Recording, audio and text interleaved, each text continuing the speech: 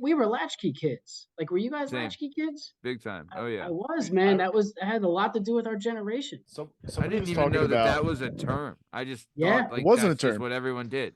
I remember No, it's my the mom. boomers, dude. They left us all home alone. I was Yeah. 10, and my mom told my brother that I was now in charge of him to take him from the elementary school to home. I had the latch and the key, and he was like, "You cannot do this. You're a madman, woman. He'll kill us both." Yeah. But We have so to walk then, 5 blocks, and this so is what you want to do. there used to be an after school program called Base. And so the one time my dad comes to pick us up on Wednesday because they were divorced. So every Wednesday he would come pick us up. We were fighting on the front porch. And that's when my dad found out that we were like walking home alone. So then it became that we were latchkey kids except Wednesday. I was allowed to walk home Monday, Tuesday, Thursday, Friday, but my father had to pick us up from base after school because What?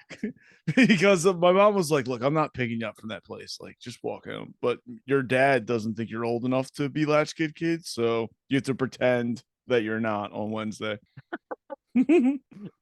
That is the best, There was man. something That's with the funny. boomers, dude. They left us at home because we were like the first generation that had both parents that were working, right? Because it was just after women's lib Yep. and the Yeah. 70s where women started to go to work more. Yeah. And we had our cartoons when we got home.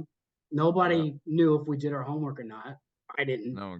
No. You know what Yeah. I mean? And when we were teenagers, dude, they called us reckless. I was called all kinds of shit because I just started getting in trouble. Like they did not think I was an intelligent guy. I ended up like I wrote a book and one of my teachers from high school came to visit and get it signed. She's just like, Ryan, we did not think you were the person who would write a book. And I'm like, Yeah. hey, it's just honestly like I got put like I got put in a group home for a little while when I was in 10th grade because of my behavior. And they Yeah. called me all kinds of things that were just incorrect. Like I just grew up in a dysfunctional family and I had problems with emotions. And they put me on medicine. Like there's the character Alex, they put him on lithium and he ends up drooling on himself. And they kind of did something Dude, similar to that to me, dude. I know a Like, kid with a very similar issue to that, and to this day, like I look at him and he's gone. Like it's not him anymore. yeah, dude, he just couldn't wake up. I fought back.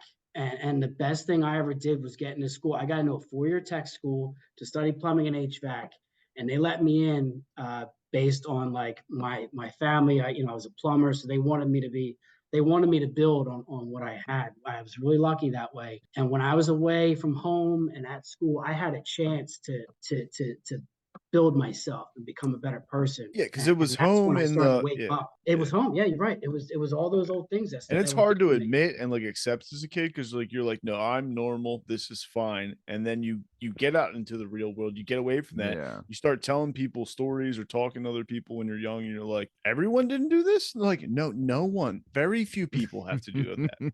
Yeah. You Yeah, grew up like an animal. I was like, I did. I did Yeah. too.